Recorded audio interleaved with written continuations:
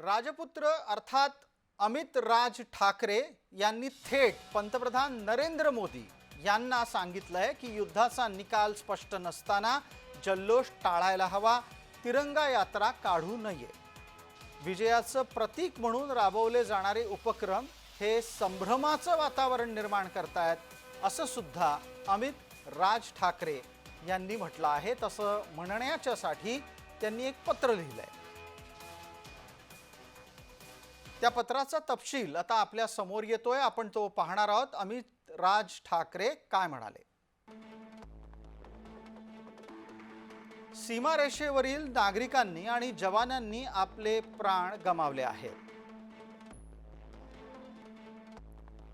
उत्सव साजरा करण्यापेक्षा समाजामध्ये सजगता, संवेदनशीलता निर्माण करणं गरजेचं आहे।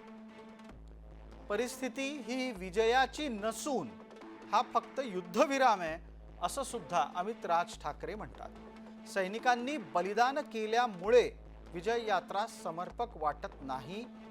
शहीद जवानांच्या कुटुंबियांच्यासाठी दीर्घकालीन उपाययोजनांची गरज आहे। निर्दयी अतिरेक्यांच्या विरुद्ध ठोस आणि निर्णायक कारवाई गरजेची आहे।